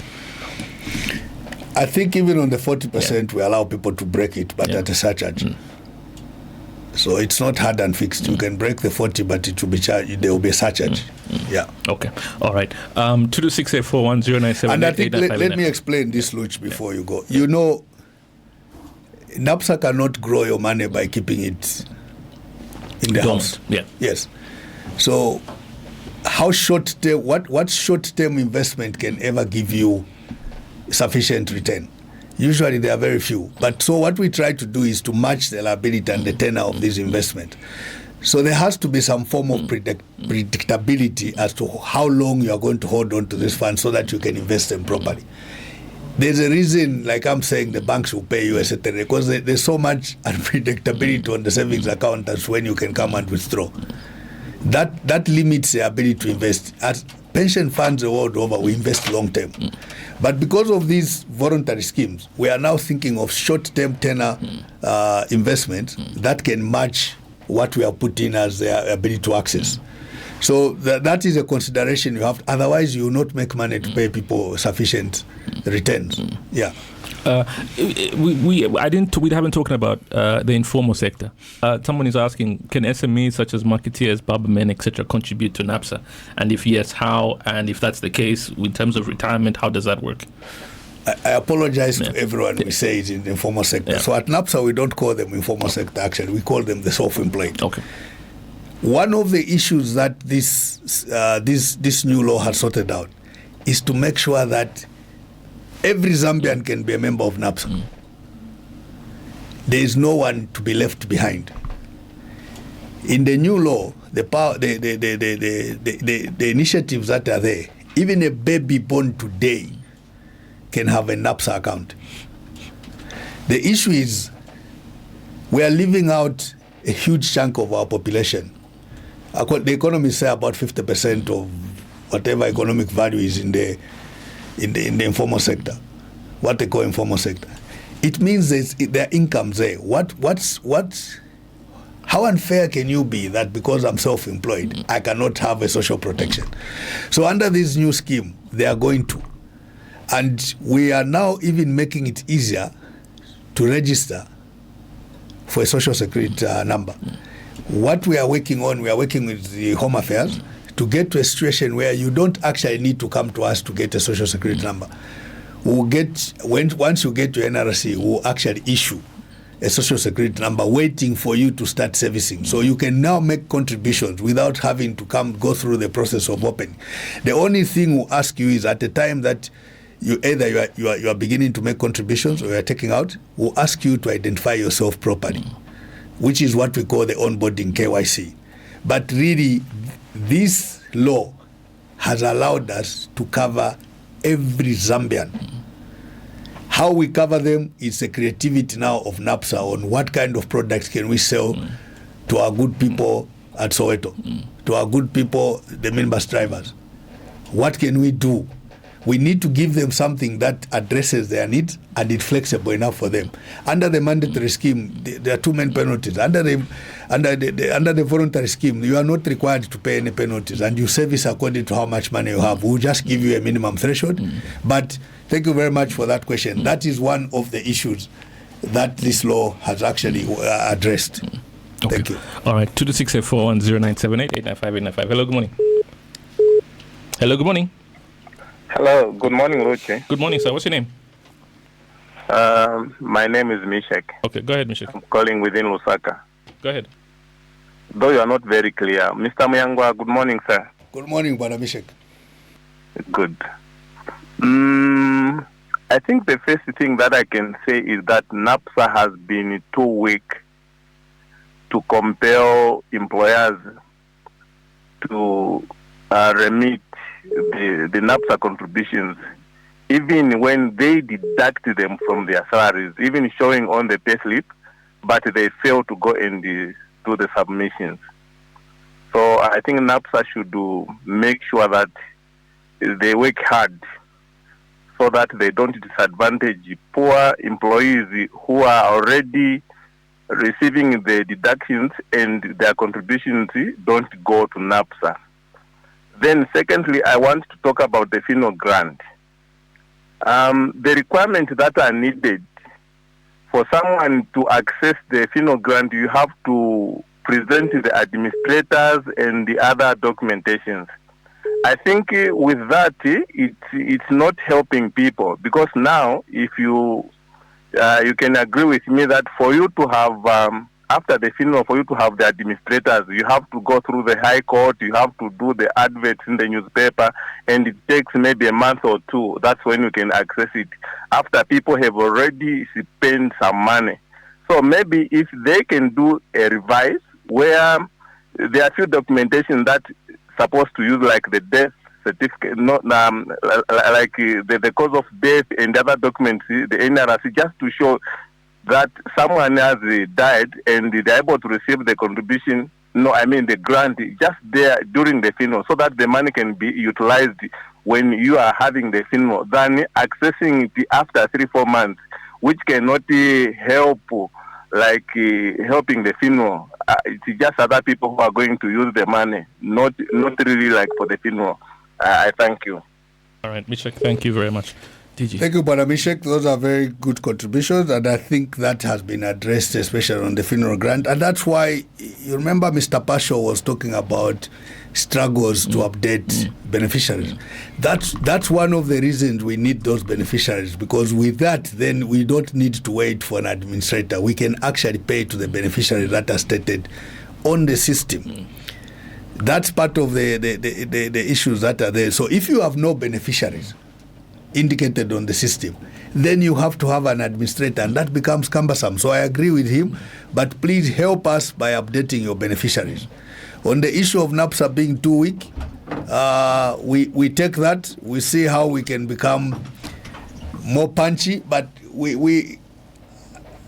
I believe in a different approach. I believe in an issue where you sit to discuss, to understand why the business is failing, and then to assist, find a way of actually ensuring that, one, the members that are there are being paid for, and two, that company remains in business to recruit more new members. But here is what we have done. Nowadays, you will receive a notification on your SMS if you have updated your KYC to alert you that your employer has paid. If he hasn't paid, we also alert you that your employer has not paid. Why do we do that? We need you to know what is happening on the account. So some of them you can actually help us with the engagement. And some of the engagement, you could come back and say, the reason my employer has not paid is because I've left. So there's no action required. But if you say they have actually deducted, now we work together to go back to them and say, are you facing a challenge, or what is the issue? Here is what is happening. We need these contributions to be paid. Then we can assist them with a plan of how to pay the contribution. Yeah. Okay. There was a question here about this advance payment for retirees. Yes. When is the effective date for the retirees to start accessing it? So what is happening is we are waiting for what is called a commencement order, which is in due process now. Every new law has a commencement order. So we want to make sure that the commencement order is signed in such a way that come end of June, all these implementations, especially for adjustments to pensions and all that, can be done, and even the retirees can start claiming. Okay. And is it in retrospect as well? Or is it, because remember you said for you to access that 30%, you would have to have retired? Yes. So is it retired from the point of the commencement order, or is it retired if I'm already retired? Those are some of the issues that will be covered. Okay. Then how do you treat those? Okay. But one of the issues is that's for the 30%. Yeah. For the grant, even those who retired for the advance, even those who retired 10 years ago can get the advance. Okay. Yeah. All right. 22641. Hello. Good morning. Hello. Good morning. Good morning, Luchi. Morning. What's your name? It is Kamoya, within Lusaka. Okay, go ahead, Kamoya. Good morning, Mr. Muyangwa. Good morning, Mr. Kamoya. Thank you so much. I wanted to confirm over these companies which are not paying monthly contributions, like where I'm working, have not been receiving text messages that your company has contributed. It's been 6 months now, and the company has not been contributing to my social NAPSA number. I don't know what you can say about that. All right. So, okay, let me. I think that's a big problem, and one of the key issues that happens is we go through a process of enforcement which is slightly slower. But here is what we are trying to do to assist. Most likely, when Mr. Kamoya's company has not remitted, they will not even submit a return. So under the new law, if you don't submit a return, there are penalties that actually accrue. So you have no option but submit a return. But we have even gone one better.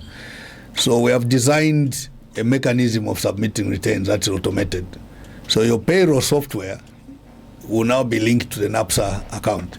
The moment you run your payroll, the NAPSA account return is automatically generated and posted on your account, so that we know that you haven't paid or you have paid. What now follows is us rigorously engaging these businesses to ensure that they pay.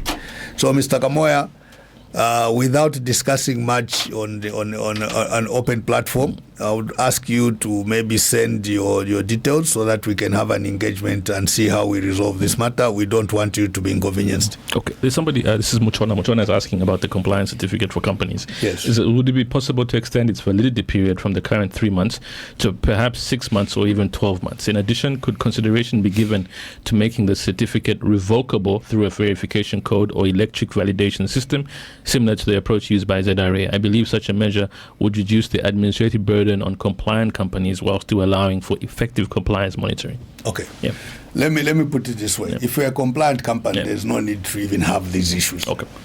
You get your certificate automatically. You just apply for it online and within a few minutes you have it. So now, depending on your track record, that's why we give the benefit of doubt. You find that those who are fully compliant, I have no problem with them even going to 2 years because they have demonstrated a compliance behavior that is not a concern to us. There's no need to inconvenience them.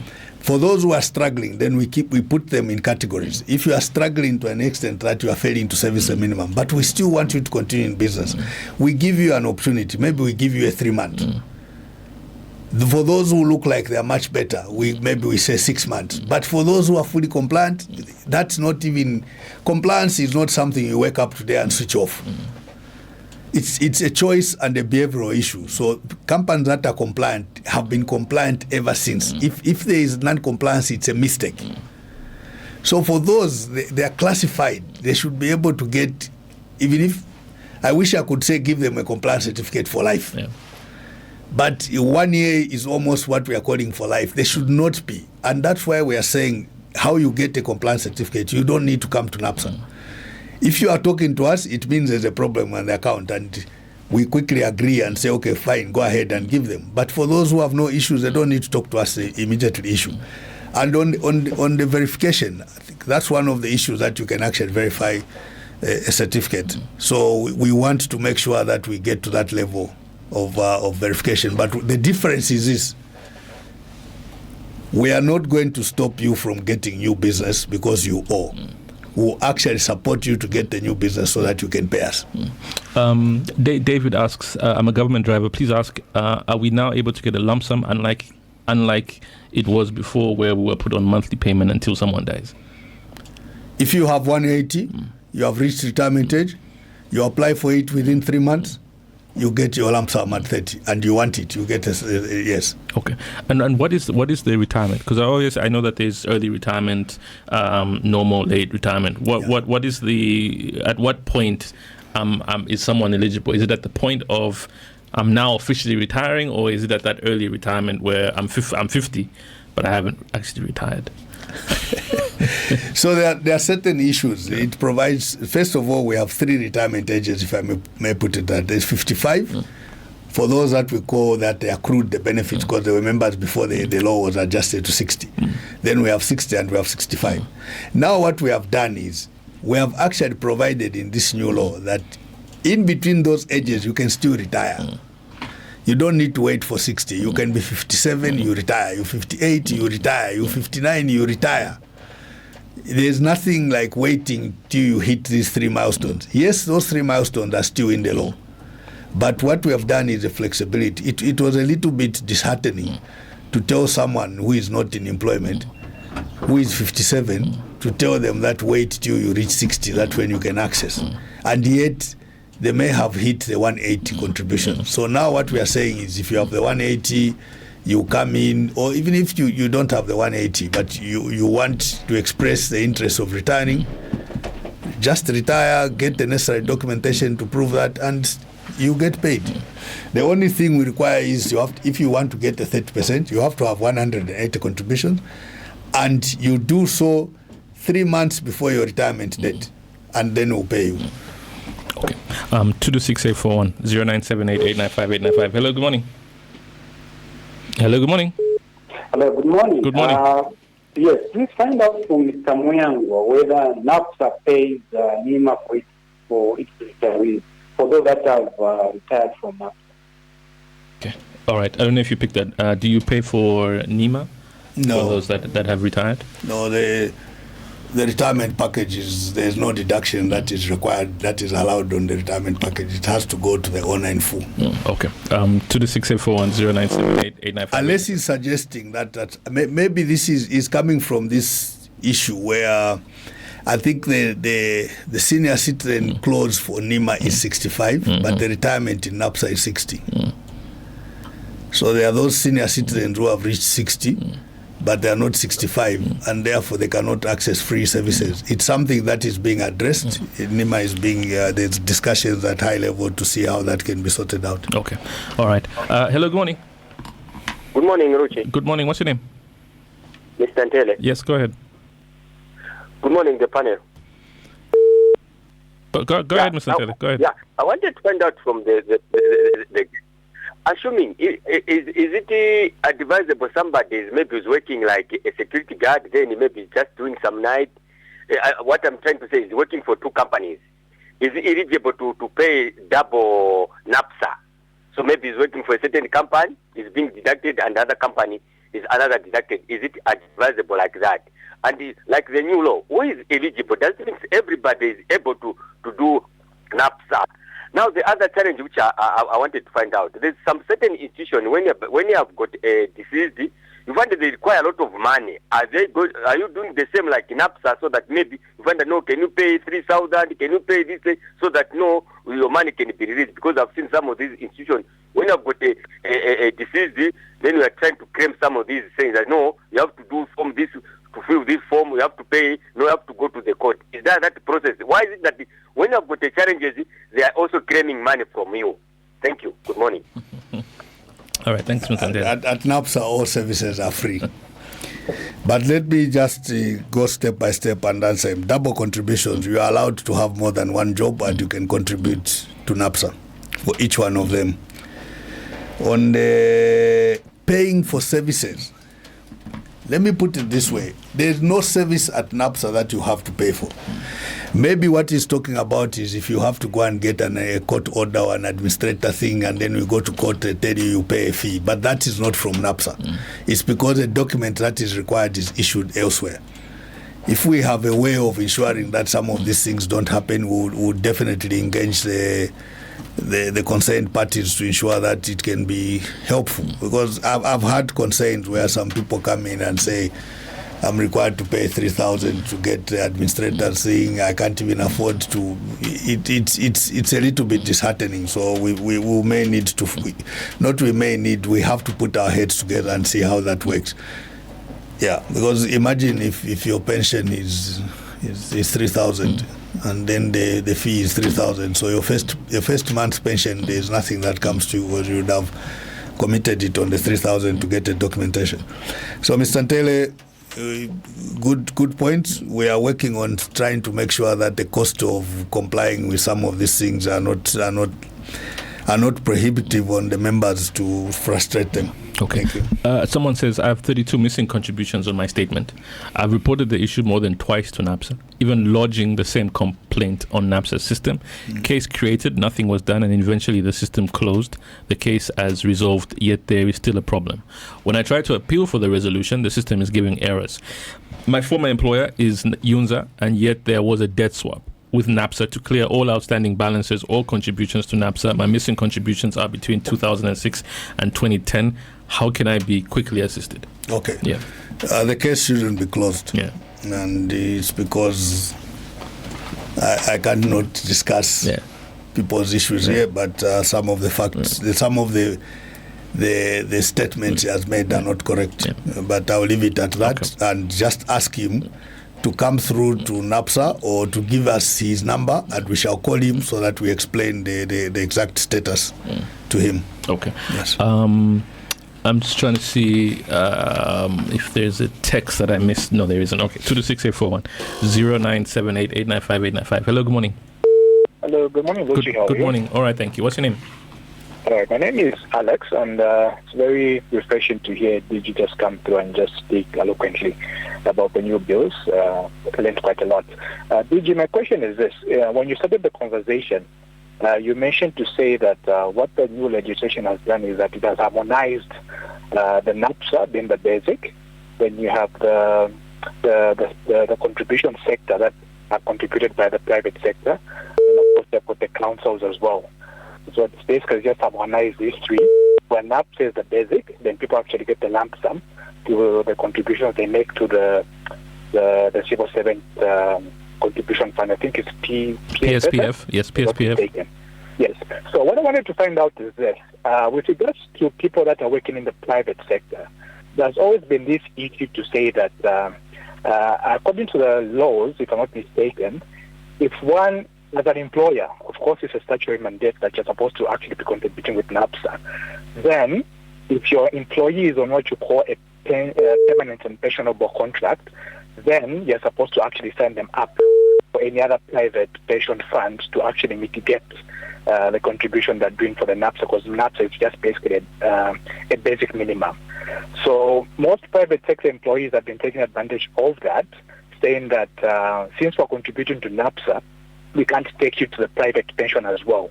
My question is this.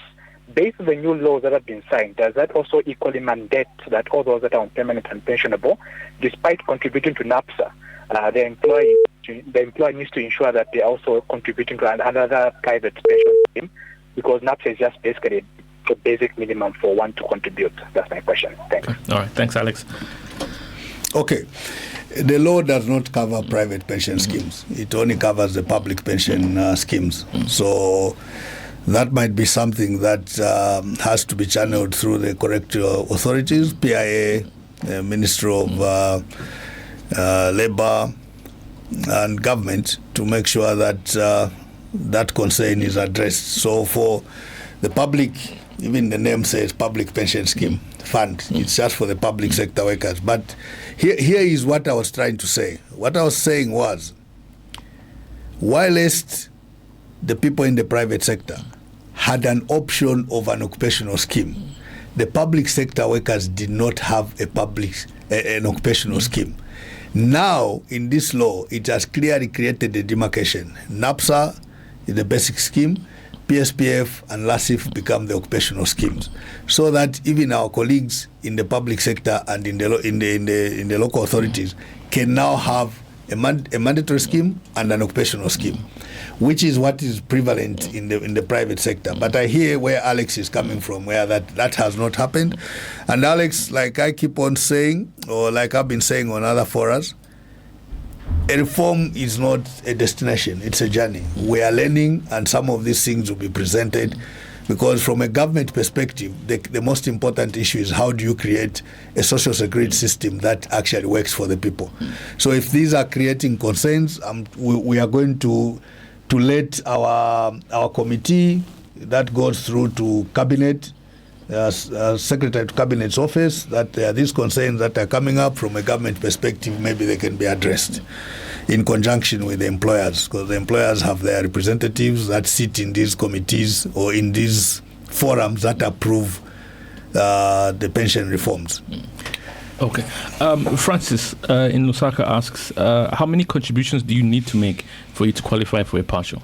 Because obviously, I know we spoke about 180 contributions at the very end, but at the top end. But what about for your partial? 60 or 45 years. 60 those or 45. two, yes, those two trigger a payment for a partial.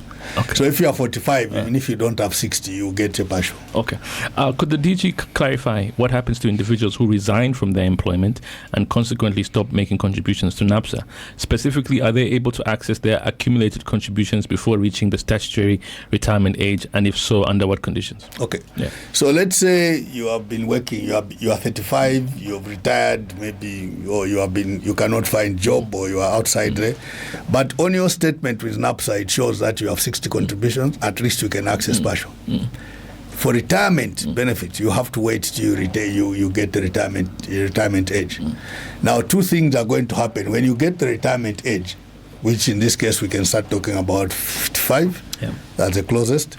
If you are on one of those that were there in the scheme before 2015, if not, you have to wait for 60. At that point, depending on the number of contributions that are on your scheme, you'll be paid either a lump sum, the whole amount to be refunded to you if you are below 180, or you get a 30% if you elect to get that, and then be put on a monthly payroll. Yeah. Okay. I'm curious. I'm also a bit ignorant about this. So I know that as an institution, as an example here, we obviously need to get a compliance certificate for us to do business. Yes. Right. But what about companies that don't necessarily require that compliance certificate to do business? As long as you are a contributing employer, it's a requirement. I don't know what the reason I ask is, for example, so this is from Shadrach. Shadrach talks about how most security companies they deduct every month, but they don't make those contributions to NAPSA. Yeah. I'm just curious whether there are some companies, i.e. security companies, that because they don't have to do actual business with other people, why is it that they seem to be slipping under the cracks? No, they are not exempted. Okay. Once you start deducting NAPSA, you cannot be exempted from a compliance certificate. If, for example, I see what it's trying to say, but if, for example, you want to come to NAPSA, and bid for security services, we'll ask you to be compliant. Otherwise, we don't want to be party to a situation where you are not compliant. So we'll give preference to those who are already compliant to provide services to NAPSA. So that forces you to go into some arrangements. But some of them, yes, but there's no exception. There's nothing like this is a security company, this is a sophisticated company, this is what, there's nothing like that. Is it then important for people like Shadrach who seem to have been affected by this, to report to NAPSA? Yes. Let him give us a heads up that we seem to have a situation here. Actually, if you provide services to NAPSA as a security guard company and you don't pay your contribution, we can terminate your contract. What about those that aren't supplying service to NAPSA? What about a company, for example, a security company that maybe has no dealings with NAPSA, but does have dealings with? Because again, there are a lot of these underhand payments that people make. Yes, I think that is part of the weakness in the whole structure. Where, especially in the private sector, where they don't feel they need to do that. But it makes our job harder, but we can pursue that. Okay. Yes, we always look forward to finding this information. So Shadrach, is it Shadrach? Shadrach, yes. Shadrach should send the information through so that we can engage the employers. Okay. There should not be any exemption when it comes to paying. Okay. When it comes to paying for contributions for members. Okay, I just want to mention this because while you were on air, there was somebody who called in, and we were able to get his contact details, and I believe your team was able to get a hold of him. So what I'm being told is that they've managed to contact him, and they've advised what needs to be done since he doesn't have the required documentation for his registered beneficiaries since they're abroad. Yeah. Thank you very much, and that's why I say give us your details so that we can be more specific. Now we know the specifics; they are not here. Yeah. Okay. Here's Nick. Nick asks. He says, "I'd be keen to understand the sustainability and broader implications of the new pension law." This is obviously because at the very beginning we talked about asset and cash flow. Yes. Could you kindly guide us on where to access NAPSA's balance sheet so that we can better assess the long-term viability, especially in light of the 20% partial withdrawals that were introduced, just making sure that NAPSA remains as a going concern? Thank you very much. So every year we produce audited financials, audited by an independent auditing firm. Those financials are submitted to Parliament through our Ministry of Labour. Once they're approved, we hold what is an equivalent of an AGM. This year it will be in Nchipata. At that AGM, our chairman, Mr. Mteto, presents the financial report for NAPSA. And you, as the owners of the scheme, can now engage us and give your views and see. So that financial sustainability, you can check. I think the latest that we have are 2024. The 2025 are going through the approval process. Once they are done, they are public documents. Please, we encourage you to read them and give us feedback. Kenneth wants a little more information on how the public can invest in NAPSA projects. Is there a write-up on the website currently, or is that's coming along? We haven't put up a write-up, but what we are developing is now product marketing materials that will tell you exactly how this is going to work. We should be issuing them. This week has been quite busy. But we have been preparing them. They are going through the approval process. So you see all the products that are available as a result of the new bill the new law, who now start sending out adverts and everything. We are going into a deep marketing campaign to let the people know, and sensitization, to let the people know what they can expect and what they can do in NAPSA. Okay. I wanted to leave this to the very end because I didn't want to dilute this conversation. I knew the minute I would ask this question, I'll take you down a rabbit hole that I didn't want you to go down, because I really wanted to focus on the new pieces of legislation. Yeah. But it's weird how every time I'm on air with people, there's something that keeps coming up. Mm-hmm. Particularly this road, the Ndola Lusaka Dual Carriageway, yes. The PPP project, that NAPSA funded. I'm just curious, because one of the accusations has constantly been that NAPSA used public funds, local money, to go and give money to foreign entities for them to do this road.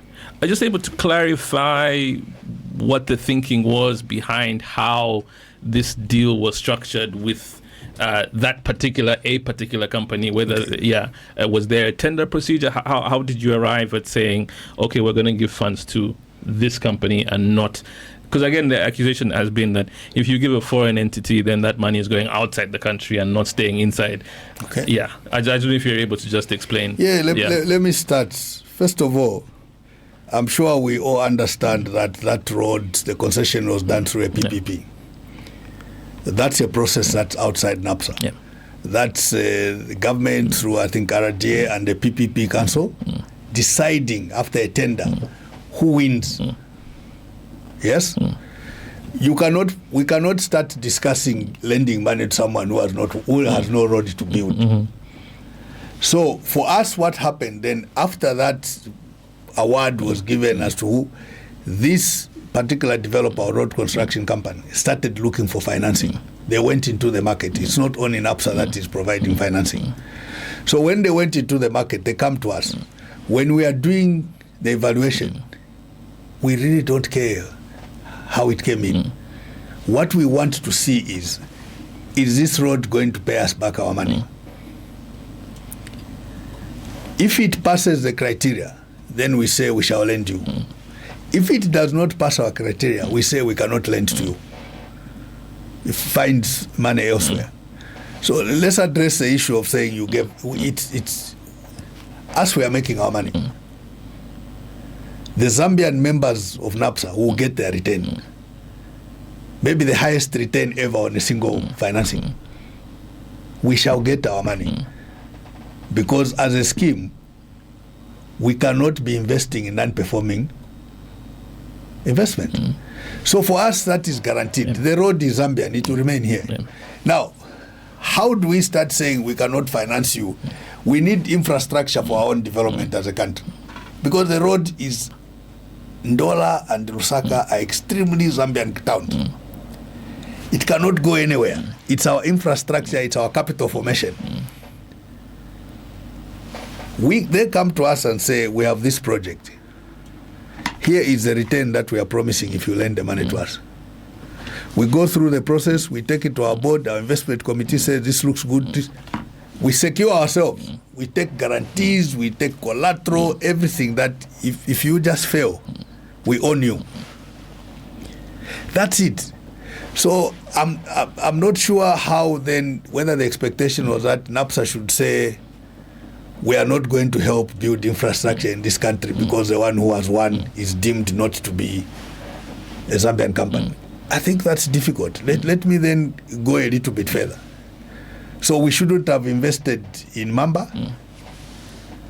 We shouldn't have invested in Chilanga because the companies may have entities or shareholders that control them, that we shouldn't have invested in Zanaco. I think for us at NAPSA, what is important are two things. Are we contributing to the development of our country? If the answer is yes, you meet the criteria.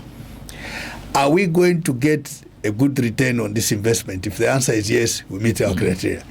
Is this borrower credible enough to pay us back our money? The answer is yes, you meet the criteria. Can we secure ourselves by independent parties, guarantees, and everything else to make sure that the people's money comes back? If the answer is yes, we get. Okay, Luch, let me ask you a question. Countries that used to give us money are putting back their money. So who do you want to develop Zambia? Who? Now, if a road infrastructure between Lusaka and Zambia is not part, Lusaka and Ndola is not part of the development of our country, then I don't know what is. If investing in power generation in Mamba is not part of solving a problem that could have decimated our economy, is not, I don't know what is. So from our perspective, when they come to us, they don't come to us with an entitlement. They come to us to justify that they have a viable project. First of all, even them, why would they do an entitlement? They are not interested in covering whatever expense they put in. They are interested in that. So that is where we come in. We are not influenced by any other factors apart from the fact that, one, it impacts on the Zambian economy. Two, we get our return. Three, we are secure. That's it. That's it. Yes. Is it an ultimate issue to say that your responsibility is to pensioners? Yes. And making sure that the pension grows, making sure that their investment is safe. Yes. Anything else is out of your purview. There are two responsibilities. Okay. There's one thing that most people never actually talk about when they're talking about the pension fund.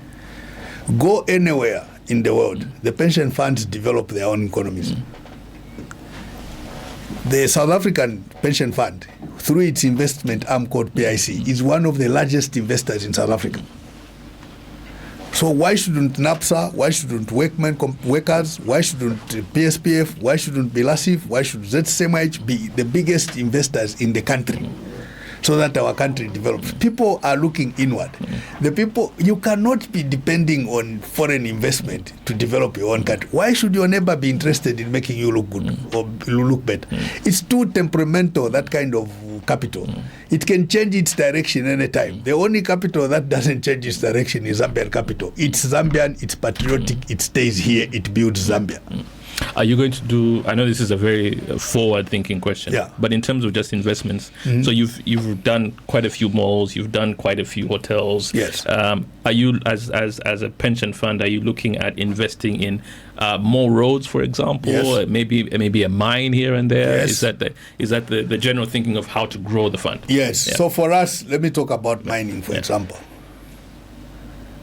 We want to support the beneficiation policy that the government has put in.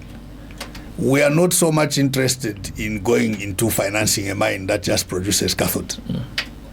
For us, what we want to see is NAPSA putting up a factory that produces wire that we export and employs Zambians. Not becoming a generator of raw materials. That's not so. When you hear we have a project called the Mining Value Addition, call for proposals. That's what we are focusing on.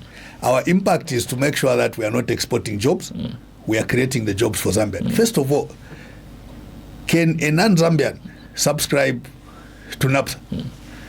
So the only members we have are Zambian members who live here, whose companies are here. So when they employ a Zambian, they are making sure the sustenance of NAPSA is ensured. Now, here is the issue. If I'm NAPSA and I know that my business model operates on having new members, why shouldn't I create employment? That's our thinking at NAPSA. So deploy the capital for the Zambians to create jobs for their sons and daughters who become members of NAPSA, so that these sons and daughters will now create jobs for the grandchildren, not exporting jobs. We are not interested in producing cathodes. As we are interested in doing what Zamefa does, what Proton does in the MFES, that for us is where we gain more value. We have enough people producing cathodes, let it be. But NAPSA should get involved in where we see a factory, whether it's in agriculture, we agro-process and export. We produce copper and copper wires and export the way it used to be. Livingston Motor Assemblers, for those who are not aware, we used to assemble Fiat. Textile, Ndola, if you go to near the trade fair, there were textiles there that were producing material for export. That is our interest in NAPSA. Support such kind of activities so that the jobs are in here and we get our people to become members of NAPSA. We have an ambition to become a $10 billion scheme. It does not become $10 billion scheme by not creating jobs. We have to create jobs. This is an unfair question to ask, but I'm going to ask it. How much would I need? Can I go in with my 1% and come to NAPSA and say, give me 99%? What is the sort of revenue share? Because again, one of the biggest challenges Zambians face is access to capital, capital to do businesses. So for example, if I'm interested in mining, I have an amazing idea of a factory that can use some of what the minerals that are coming out. How much of my own money would I need to come to NAPSA and say, well, listen, I've got X amount. Can you guys fund the rest? We normally if it's equity, we discuss what proportions. Okay. Yeah. So we cannot say no to an idea, but you have to then to understand that we have controlling interest. This law allows NAPSA to co-invest with anyone. That then becomes a possibility. Before this law, you could not come to us and say, let's do this. Yes, you could, but it was difficult. But also, Luch, on the other level, I'm sure you have heard of the growth, the GIPZ, what we launched. Yes. It's trying to address some of those. But we have other initiatives where we think we can actually go slightly under GIPZ and enable startups that become the future SMEs and the future trade kings or the future Zambis. We should be able to start influence. Our business model is very easy at NAPSA. Just create jobs in this country and NAPSA will live forever. Okay. Yes. I want to thank you for coming on the program this morning, DG. Thank you very much indeed. Thank you very much, Luch. Your son, by the way. So your son comes in every other day to do, I know she doesn't know this, but he comes in on a Monday morning. To do sports. He talks about football quite a lot. Yes. And he always tells us how the two of you disagree on clubs that you're supporting. So and who between us is exactly. Yes, exactly. So can I ask, I know there's a World Cup coming up. Are you going to be waking up in the middle of the night to watch games? Or do you get some nice beauty sleep? Selectively when some African countries are playing. Okay. He has always had a passion for football. Yes. I'm sure he told you he attended academies in Germany. Yes. That has always been his passion. Who are you supporting? There are some biases. Yeah. Can I say them? Well, I mean, you can. I mean, we're not taking part as a country, so it's fine. I think Brazil is always favorite. That's true. France has too much quality. Yeah. Surprises, there are some organized teams that may surprise us, but any African team, even our neighbors. Yeah. You're a better man than I am. You're a better man than I am. I don't support a single African team, as long as it's not us. Well, you really don't want to see those dances when they score? No. If it's not our players doing it, then I have no interest. Again, thank you very much for coming on the program this morning. Thank you very much indeed. Thank you very much. That is today's edition of Let the People Talk. Thank you very much indeed for listening. We're back again on Friday. Thank you. This has been Let the People Talk.